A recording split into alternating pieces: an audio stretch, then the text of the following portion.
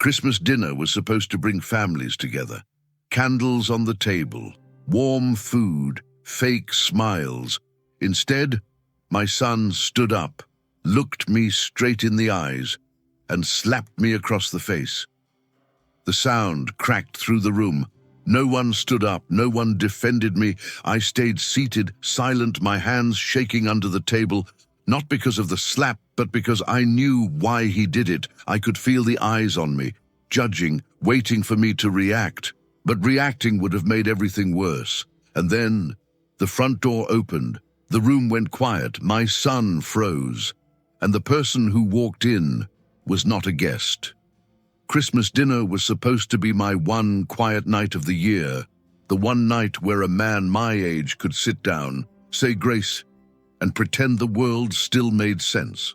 The table was dressed up like a magazine photo, red napkins folded into little triangles, a cheap centerpiece from Target, and a turkey that had been in the oven since sunrise. My daughter-in-law, Melissa, kept saying it looked perfect, and my grandkids were bouncing in their seats like they had springs under them. I remember staring at the steam rising off the mashed potatoes and thinking how strange it was that something so warm could sit in the same room as something so cold. I'm Harold Price, 68 years old, hands cracked from work, back stiff from years of lifting what other people didn't want to lift. I used to have a small house in Joliet, a garage that smelled like oil and sawdust, and a retirement plan that wasn't fancy but was honest. Then my son Ethan called me one night with a voice I didn't recognize, like he was speaking through a soaked towel. He told me he was behind, that he had made a mistake, that he just needed time. A father hears that, and he doesn't ask for the full story, not at first. A father hears that and he thinks, I can fix this, because fixing things is what men like me were raised to do. I drained my savings in pieces, not all at once, because every time I sent money, Ethan swore it was the last time. Just a little to catch up, just a little to keep the lights on, just a little to keep Christmas from being ruined for the kids. When you love someone, you can convince yourself 100 small leaks are not a flood. I sold my old fishing boat, then I sold the tools I'd collected over 30 years. Then I stopped going to the dentist and started buying painkillers from the corner store. I told myself it was temporary, just a rough patch, just a season. But seasons have a way of turning into decades when you keep lying to yourself. That night at dinner, Ethan was sitting at the head of the table like he owned the air in the room. He wasn't drunk, and that's what made it worse, because drunk anger you can excuse, you can blame on a bottle. This was clean anger, sharpened and polished, like he'd been practicing it in the mirror. His eyes kept sliding toward me, then away, then back again, and his knee bounced under the table so hard the silverware trembled. Melissa tried to keep the mood light, telling the kids to eat their rolls, laughing a little too loud, watching Ethan the way you watch a dog that might bite. When I reached for the gravy, Ethan's hand shot out and gripped my wrist. His fingers were ice cold. For a second I thought he was joking, like some playful son grabbing his old man's arm. Then he leaned in close enough that I could smell peppermint gum on his breath and something else under it, something sour and nervous. He whispered my name like it was a dirty word. Then he stood up so fast his chair scraped the floor like a scream. Everyone froze. Even the kids stopped chewing, their mouths half open, eyes wide. He looked down at me and said, loud enough for everyone to hear, that I needed to stop. Stop talking, stop asking, stop acting like I was owed anything. He said I was embarrassing him, that I was making a scene, that I was ruining the only night that mattered. I remember blinking at him, trying to catch up, because it felt like I'd stepped into the wrong house, the wrong family, the wrong life. I tried to say his name, tried to calm him the way I used to when he was a kid, throwing a tantrum in the grocery store, but he didn't want calm. He wanted an ending. His hand came down so hard it snapped my head to the side. The slap wasn't just pain, it was sound, it was humiliation, it was a message delivered in front of everyone I loved. My cheek burned, My ears rang, and the room went so quiet I could hear the refrigerator motor cycling behind the kitchen wall. My grandson's fork clinked against his plate, and that tiny noise felt like thunder. Melissa's eyes filled with tears, but she didn't move. My daughter Rachel stared at her lap like it had suddenly become the most interesting thing on earth. Nobody stood up. Nobody said my name, not even my own blood. I stayed seated. I didn't raise my voice. I didn't swing back. I didn't even touch my face. My hands went under the table, not because I was weak, but because I didn't trust them not to shake. I was paralyzed in disbelief, and I remained quiet because I knew why he did it, and I knew what would happen if I reacted the wrong way. Ethan wanted me loud. He wanted me to explode. He wanted a reason to point at me and say, "See, this is the problem. This is why everything is falling apart." The slap was not the crime. The slap was the cover.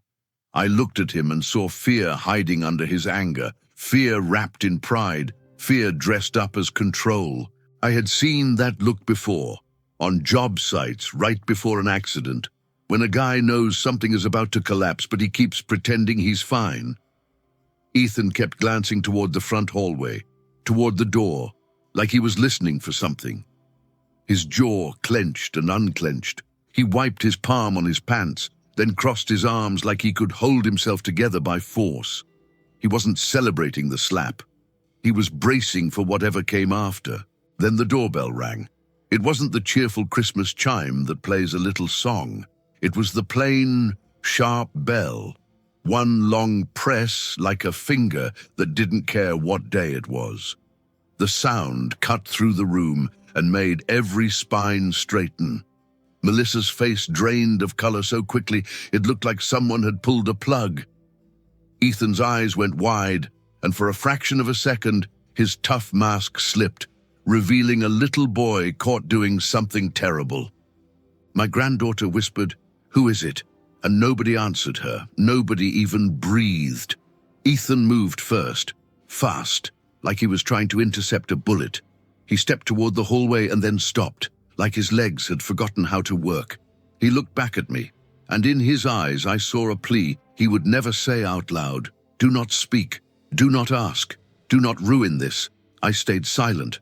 I stayed seated. My heart pounded so hard, I felt it in my fingertips. In that moment, I realized the slap wasn't about disrespect. It was about timing. It was about control. It was about making sure I was too stunned to do the one thing that could stop whatever was at the door. The door opened. Cold air rushed in first, carrying the smell of wet asphalt and winter exhaust. Then a man stepped inside, and he did not look like a neighbor holding a pie. He wore a dark jacket with a badge clipped near his chest, boots that had seen a lot of doorsteps, and a face that had learned not to flinch at people's emotions. Behind him stood another man holding a folder, the kind of folder you see in courtrooms and hospitals and places where bad news lives. The first man's eyes swept the room, taking inventory in 1 second, counting bodies, reading fear like it was printed on our foreheads. "Evening," he said, voice calm, official, like Christmas meant nothing to him. "I'm Deputy Lawson, County Civil Division." He stepped forward just enough that the light from the dining room lamp caught the edge of his badge. "I'm looking for an Ethan Price." His partner held up the folder like it weighed more than paper. "This is legal service," the deputy added, and those 2 words landed on our table like a brick. Legal service. Not a gift, not a greeting. A threat wrapped in procedure. Melissa made a small sound, like her lungs couldn't decide whether to cry or vomit. Ethan didn't answer right away. He stood in the hallway, blocking the deputy's view of the table like his body could hide the truth. "Not tonight," Ethan said, voice tight. "It's Christmas." Deputy Lawson didn't even blink. "Sir, I don't control the schedule. I just execute it." Then his eyes shifted, slow and deliberate, past Ethan, toward me, toward the old man with a red cheek sitting quietly at the table. My stomach dropped so hard it felt like my chair fell through the floor, because in that instant, I understood something I hadn't wanted to understand for months. Whatever this was, it wasn't only Ethan's problem, it was mine. Ethan had dragged it to my doorstep and then slapped me so I wouldn't ask why the sheriff's deputy was in our house during Christmas dinner. Deputy Lawson stepped closer. "Mr. Price," he said again, and this time he wasn't looking at Ethan's face. He was looking at Ethan's hands, at Ethan's posture, at the little tremor in his jaw. Ethan finally nodded, barely. "That's me," he said, but it sounded like defeat. The partner opened the folder and pulled out a stack of documents with a bright stamp on top, red letters, bold, impossible to ignore. I couldn't read it from where I sat, but I didn't need to. I had seen that color before in my life. It's the color that means pay up, show up, or lose something you can't get back. The deputy held the papers out. "You've been served," he said, plain as a hammer. "Court date is on the documents. Do you understand what you're receiving?" Ethan's hand hovered in the air like it didn't belong to him. He glanced at Melissa, and she stared back at him with betrayal in her eyes, not because of the papers, but because she had clearly been promised this would not happen. Then Ethan's eyes flicked to me again, and I saw the real reason he slapped me. He was terrified the deputy would say my name next. He was terrified the papers would mention me. He was terrified that the secret he had been hiding behind Christmas decorations and forced smiles would come out in front of the kids. Deputy Lawson waited, patient, unhurried, like he had all the time in the world, because the law does not rush for anyone. Ethan took the documents with shaking fingers. The partner pulled out a small notebook and asked for Ethan's date of birth to confirm identity. Ethan answered, voice flat, like he was reading his own death certificate. Melissa started whispering something, fast, panicked, asking what this was, asking who did this, asking Ethan why he didn't tell her. Ethan snapped at her to be quiet, and the words came out too sharp, too desperate, like the slap had cracked something open in him, and now everything was spilling out. I watched my grandkids stare at the deputy like he was the Grinch himself, the man who came to steal Christmas. My grandson asked if we were in trouble. Nobody answered him. Rachel finally stood up, but she didn't go to me. She went to the kids, pulling them close, shielding their eyes, trying to protect them from words they were too young to carry. I wanted to say something, to stand, to demand an explanation from my own son, but my throat felt glued shut. The humiliation was still burning on my cheek, and that burn kept me anchored to the chair like a nail. The deputy's gaze returned to me, and it wasn't cruel, but it was knowing. He had walked into hundreds of homes like this, homes where the food is hot and the relationships are cold. He had seen the way men like me sit quietly, while younger men pretend to be in charge. "Sir," he said, speaking to Ethan again, "these documents include financial disclosures and a temporary order." He paused, then added, "If you violate it, you can be held in contempt." Ethan swallowed hard. His eyes darted to the windows, then to the front door, then back to the table, like he was calculating who else might be watching. Deputy Lawson turned slightly, as if about to leave, then stopped and asked, "Is Mr. Harold Price present?" The room stopped breathing. My heart slammed against my ribs. Ethan's head snapped toward me so fast it looked like it hurt. Melissa's hand flew to her mouth. Rachel whispered, "Dad," like she had just remembered I existed. The kids stared at me, confused, frightened, sensing the shift without understanding it. Deputy Lawson held a second envelope in his hand, thinner, sealed, addressed. "I need to confirm identity," he said, still calm, still professional. Ethan's voice broke. "Leave him out of this," he said, and there it was, the truth leaking through the cracks. "Please." Deputy Lawson didn't respond to the emotion. He only responded to procedure. "Sir, I can't. This is court-ordered service." He stepped forward one more pace, and now he was close enough that I could see the tiny flecks of rain on his jacket and the tiredness in his eyes. I slowly stood, my knees stiff, my dignity scraping the floor behind me. I didn't ask what it was. I didn't ask why. I just said, "I'm Harold." Deputy Lawson nodded and held out the envelope.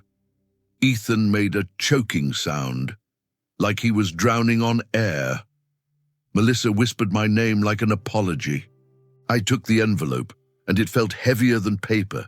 It felt like every late-night phone call, every wire transfer, every promise Ethan had made and broken. My fingers trembled, not from age, but from the sudden understanding that my son had not only failed, he had entangled me, and whatever was written inside that envelope was about to explain the slap, the silence, and the fear that had been living in my family like a hidden mold. Deputy Lawson and his partner turned to leave, professional, efficient, already moving on to the next doorstep, the next ruined night. The deputy paused at the threshold and looked back at Ethan. "Sir," he said, voice firm, "do not ignore the dates. Do not ignore the terms. People think these are just papers until the day the locks change." Then he looked at me again, just for a moment. And in that look, I saw something close to sympathy. Not pity, sympathy. The kind you give a man who did not choose this fight, but is now standing in the middle of it. The door closed behind them, and the house felt smaller, like the walls had moved in. The turkey smell turned sour in my nose. The lights seemed too bright.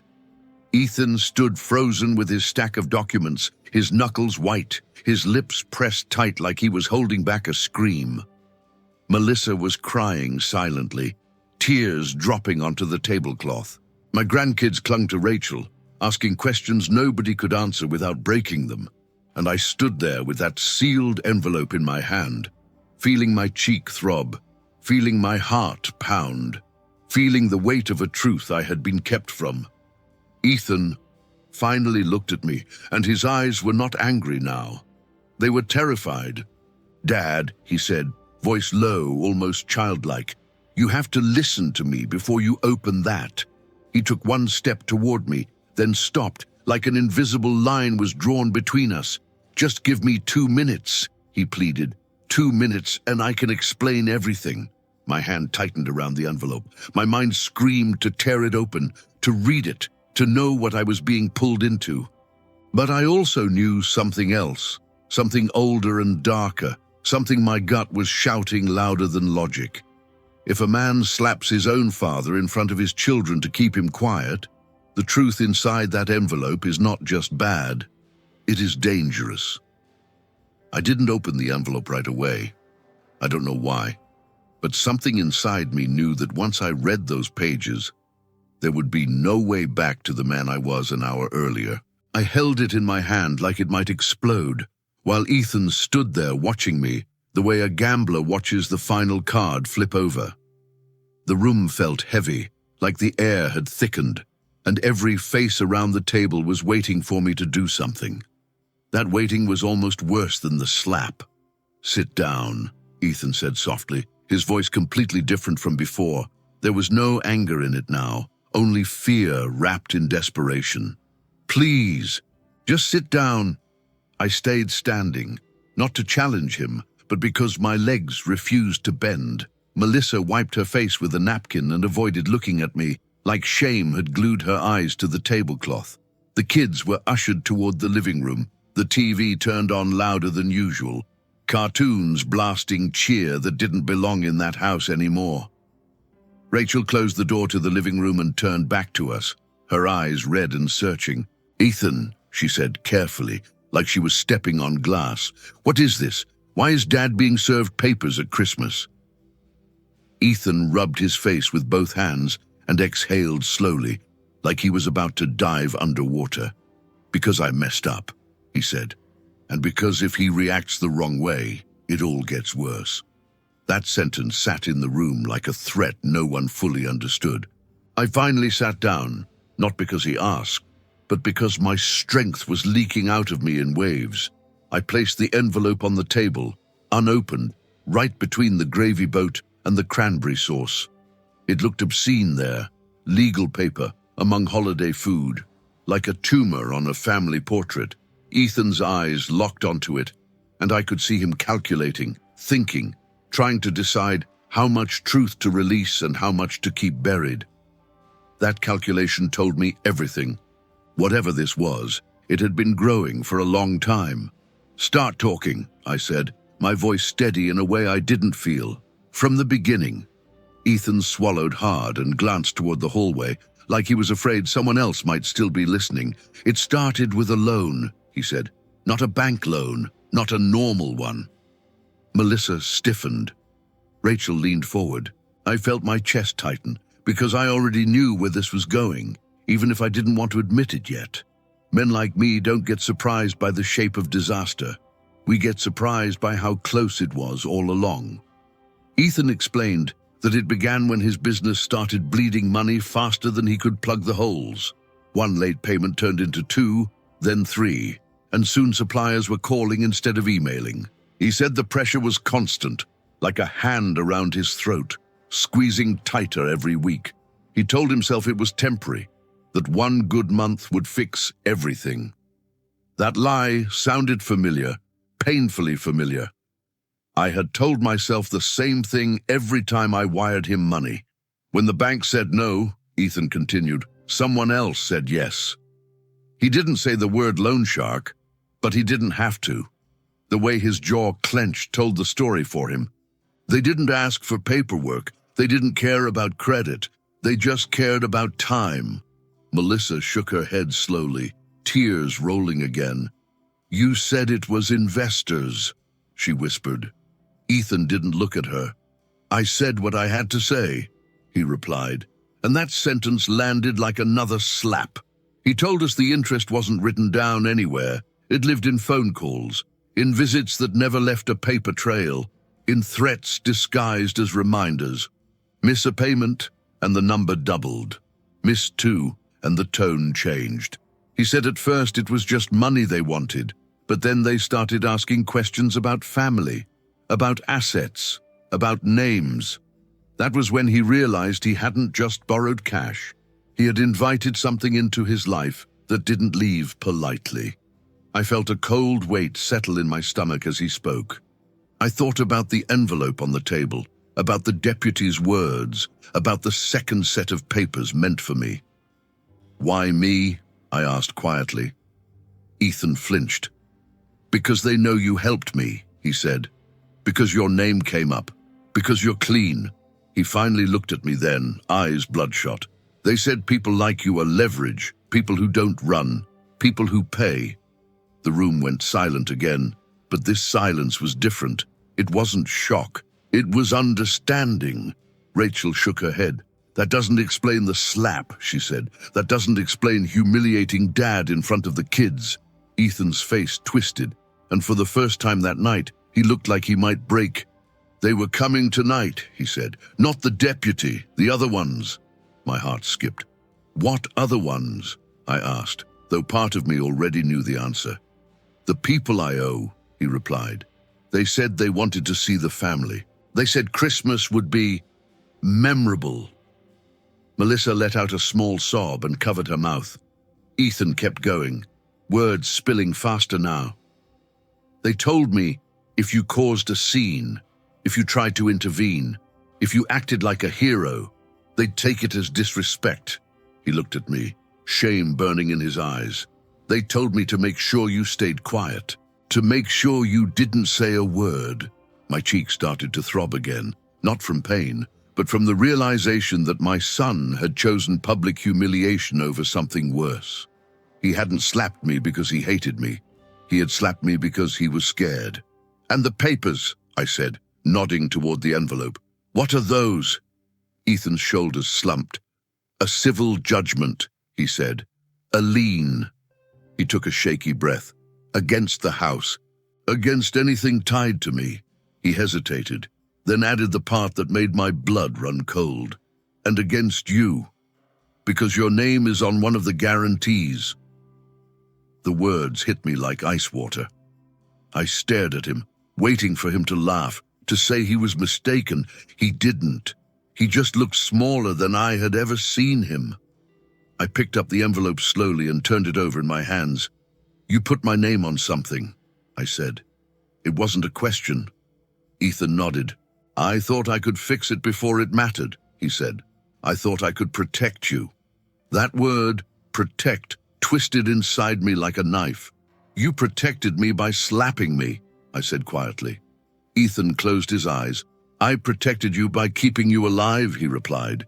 The weight of that sentence pressed down on all of us. Melissa finally looked at me then, her eyes filled with regret. "I didn't know about you," she said. "I swear, I didn't know he put your name on anything." I believed her, not because she deserved trust, but because guilt has a sound, and hers was real. Rachel reached for my arm, her touch gentle. "Dad," she said, "what does the envelope say?" I shook my head.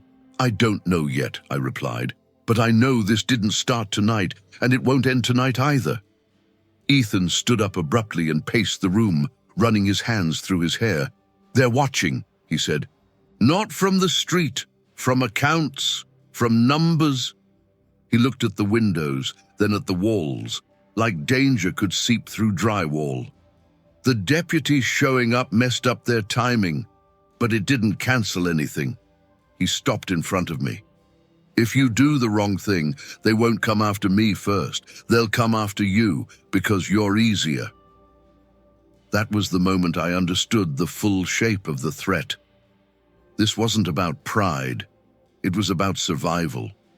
I leaned back in my chair and felt every one of my years settle into my bones.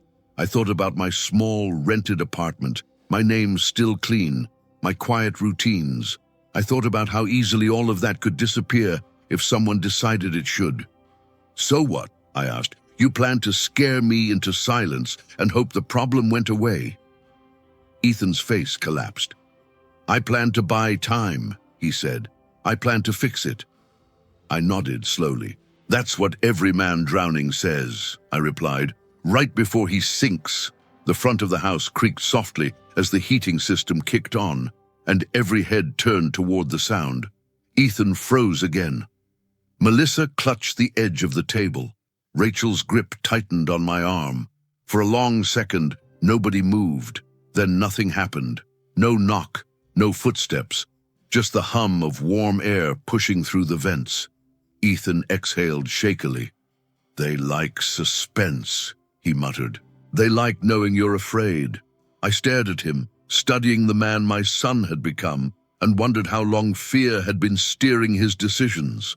I finally slid my finger under the edge of the envelope. Ethan's eyes widened. "Dad," he said, panic rising. "Please, not yet." I paused, then pulled my hand back. "I'll read it," I said, "but not tonight." His shoulders sagged with relief. "Tomorrow," I added, "with a lawyer." That relief vanished instantly. "No," Ethan said sharply. "You can't involve anyone else. That makes it worse." I looked at him steadily. "Keeping secrets is what made it worse," I replied, "and I'm done being quiet." Ethan opened his mouth to argue, then stopped.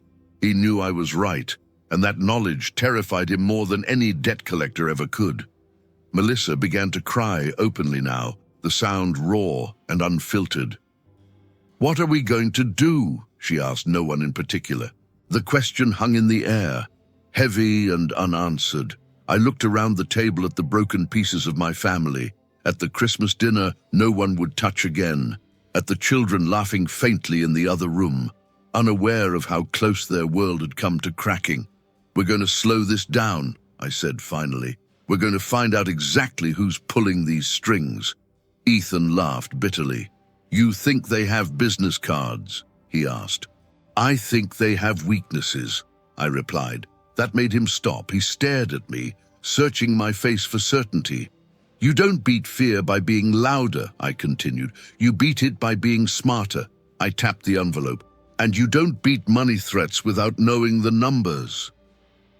The room was quiet again, but this time it wasn't empty. It was charged, the kind of quiet that comes before movement. I didn't know yet how deep this went.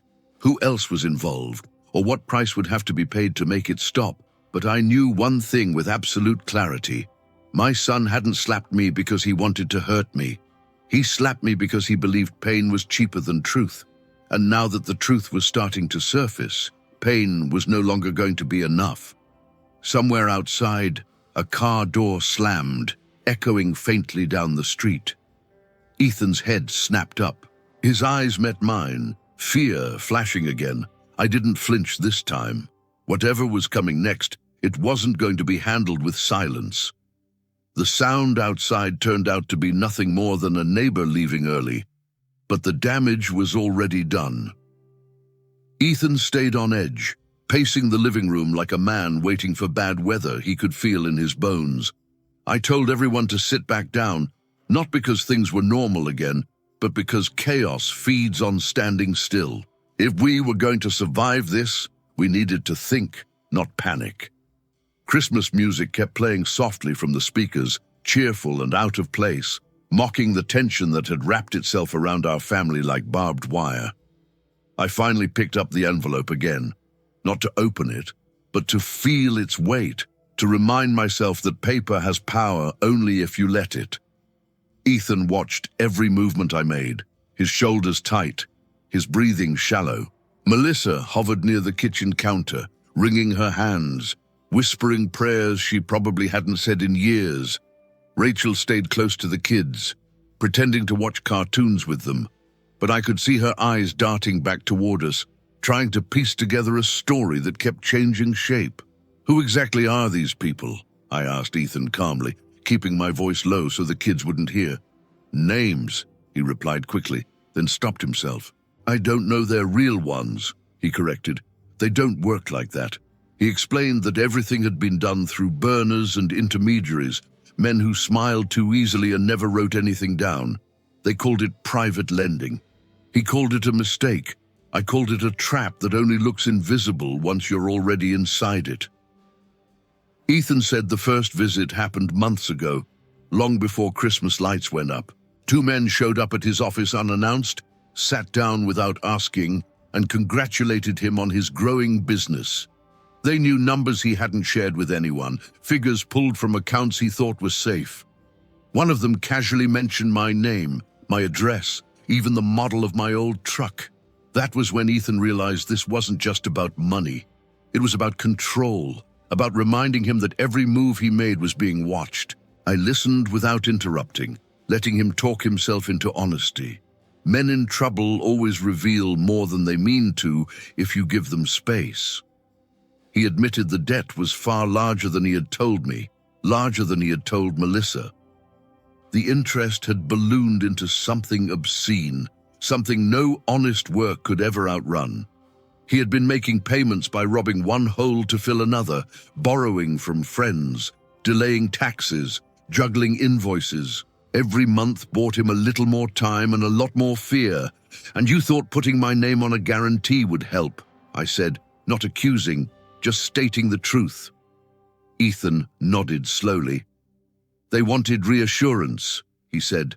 They wanted to know someone solid was attached. He glanced at me, someone who wouldn't disappear. That was the part that hurt the most. My reliability, the thing I had always been proud of, had become a weapon against me. I had spent my life being dependable, and now that dependability had been used as collateral. Melissa finally spoke up, her voice trembling. "Why didn't you tell me?" she asked him. Ethan's jaw tightened. "Because I thought I could fix it before you needed to know," he replied. "Because if you knew, you would have taken the kids and left." Melissa didn't deny it. She just nodded, tears streaming down her face. That silence said everything.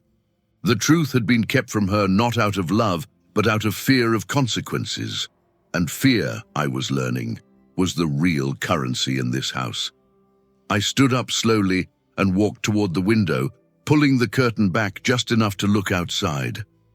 The street was quiet, decorated with blinking lights and inflatable snowmen, the kind of peaceful scene that makes you believe nothing bad could happen there. "They like holidays," Ethan said quietly behind me. "People are distracted, Banks are closed, lawyers are home. I turned back to him. Predators like routines, I replied, and holidays break routines. That was the first time his eyes showed something other than panic. Curiosity flickered there, brief but real. I asked him what the deputy's papers were about exactly. Ethan explained that one of the lenders had finally decided to apply pressure the legal way, filing a civil action to freeze assets and force repayment. It wasn't criminal, not yet, but it was designed to scare, to show how easily things could be taken away. The lien would make it impossible to sell the house, impossible to refinance, impossible to breathe, and my name on one document meant they had a path to me too, not just financially, but psychologically. That's why they came tonight, Ethan said, to show us how trapped we are. I shook my head. No, I replied. They came tonight to test you. He frowned. Test me how? I leaned forward, resting my hands on the table. To see if you'd fold, I said. To see if you'd turn on your own father to keep yourself safe. Ethan flinched, and that flinch told me the test had worked. At least partially. The kids came back into the dining room then, drawn by the tension they couldn't fully understand. My grandson asked if dinner was over. I forced a smile and told him to take some pie back to the living room. Rachel helped usher them away again, shooting Ethan a look filled with anger and heartbreak. You don't get to do this to them, she whispered. Ethan didn't respond. He just stared at the floor, the weight of his choices pressing down harder with every second. Once the kids were gone, I lowered my voice. Listen to me carefully, I said. These people thrive on fear and isolation. The moment you believe you're alone, they've won. Ethan shook his head. You don't understand, he said. They don't lose. I met his gaze. Everyone loses, I replied. Some just lose slower. That wasn't bravado. It was experience. I had watched companies collapse, men crumble, and systems fail. The trick wasn't avoiding loss. It was choosing what you were willing to lose. I asked Ethan if he still had records, any messages, any payment trails. He hesitated, then nodded. Some, he said. I deleted a lot, but not everything. Melissa looked at him sharply. You deleted evidence, she said. Ethan snapped back that he deleted leverage, that he was trying to protect them. I raised a hand, cutting them both off. Enough, I said. Blame doesn't buy time. Information does. Ethan took a breath and agreed to show me what he had, but not there. Not with the kids in the house. We moved into his home office, a small room cluttered with paperwork and half-finished projects, the walls decorated with framed quotes about success that now felt cruel.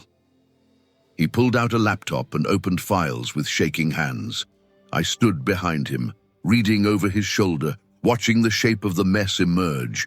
Wire transfers to shell accounts, cash withdrawals that didn't line up with expenses, notes scribbled with dates and amounts. It was worse than I expected, not because of the size of the debt, but because of how sloppy desperation had made him. You're bleeding money, I said quietly, and they know it. Ethan nodded.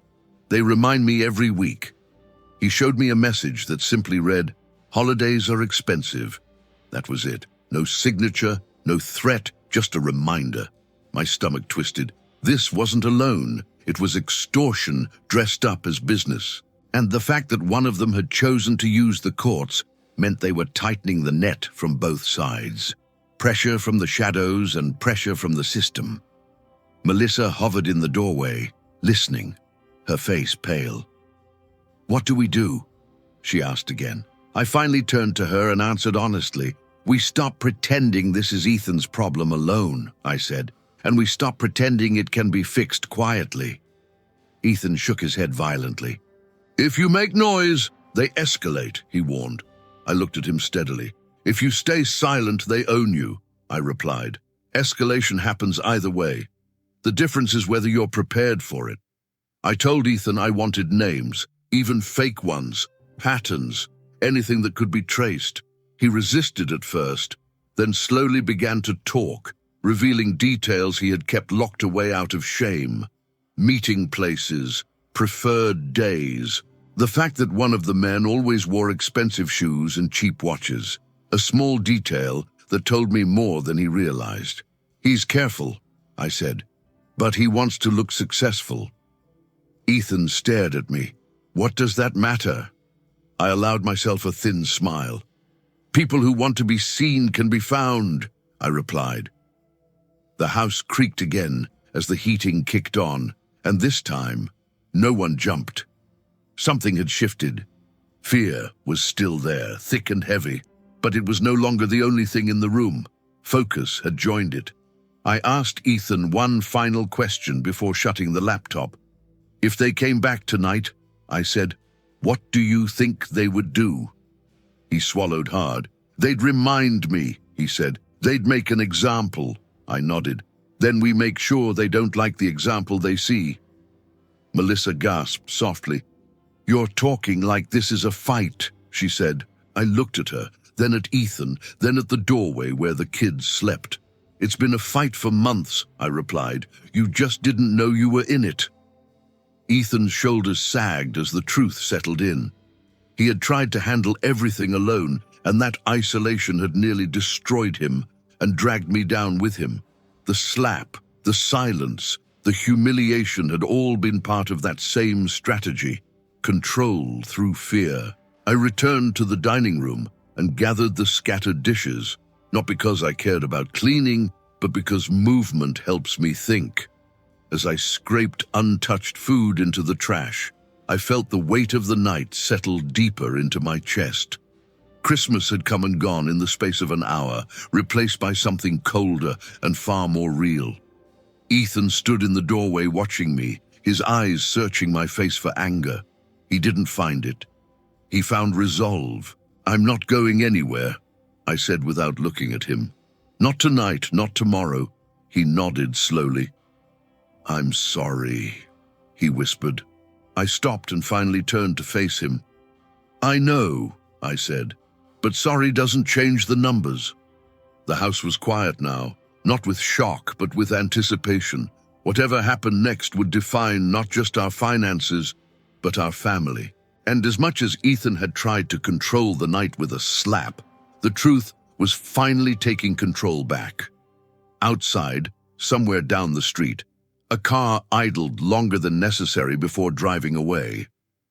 I watched its taillights disappear through the window and felt a chill that had nothing to do with winter. This wasn't over, not even close. I didn't sleep that night. I sat at the small kitchen table long after everyone else had gone quiet, staring at the envelope like it was staring back at me. The house creaked and settled, making sounds it had probably always made. But now every noise felt loaded. Around 3 in the morning, I finally opened it. Not with panic, with focus. The papers were worse than Ethan had said, but also clearer. Numbers don't care about fear. They just sit there, waiting to be understood. By sunrise, I had a plan. Not a miracle, not a rescue, a plan rooted in reality. I called a lawyer I used to work with years ago, a man who didn't flinch at bad news and didn't ask questions he didn't need answered. I didn't tell Ethan right away. I needed to be sure before I gave him hope. Hope, when misplaced, can be more dangerous than despair. When the lawyer confirmed what I suspected, that the lien could be challenged and the guarantee narrowed, I felt something loosen in my chest for the first time in months. Ethan looked older that morning, not tired. Older, like the night had aged him 10 years. He sat across from me, hands wrapped around a cold cup of coffee, waiting for judgment. I didn't give it to him. I gave him facts. I explained what the papers really meant, what leverage we still had, and what steps had to happen next. As I spoke, I watched his shoulders slowly drop, not in relief, but in surrender. The kind that comes when a man stops fighting shadows and finally faces the wall in front of him. The hardest part was the next decision. We didn't wait for the lenders to escalate. We forced daylight. The lawyer filed motions that same week, contesting terms, freezing timelines, dragging the threat into a space where it couldn't breathe as easily. Silence was their weapon. Process was ours. Ethan hated every second of it, pacing like a caged animal, convinced every knock on the door was the end. But days passed, then weeks, and nothing happened. Fear loses power when it's forced to wait. Eventually, one of the calls came, not threatening, curious. Ethan handed me the phone without a word. The voice on the other end was calm, controlled, and annoyed. I listened. I didn't argue. I didn't plead. I simply repeated what the lawyer had already put in writing. The terms had changed. The timeline had changed. And if they wanted money, real money, they'd have to accept reality instead of intimidation. The line went quiet. When the call ended, Ethan stared at me like he was seeing me for the first time. The months that followed weren't easy. Assets were sold. Pride took hits. The business shrank before it stabilized. Melissa went back to work. Ethan swallowed his shame and did the same. Slowly, painfully, the debt was brought under control, not erased, managed. That mattered. Control is the difference between drowning and swimming. The lenders faded into the background, replaced by bank statements and court dates, and things that could be faced head-on. Fear had lost its teeth. Our family didn't snap back into place like nothing happened. That's not how real life works. The kids asked questions we had to answer carefully. Melissa and Ethan rebuilt trust inch by inch, not with promises, but with transparency. And Ethan and I had conversations we should have had years earlier about pressure, about failure, about how easily men mistake silence for strength. The slap was never spoken of again, but it lived between us as a reminder of what happens when fear drives decisions. The next Christmas came quietly. No fancy table, no forced smiles, just food, warmth, and honesty.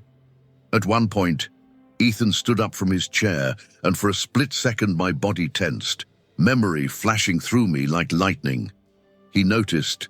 He stopped. He looked at me. Really looked at me, and nodded. It was a small gesture, but it carried more weight than any apology ever could. Respect doesn't need words when it's real.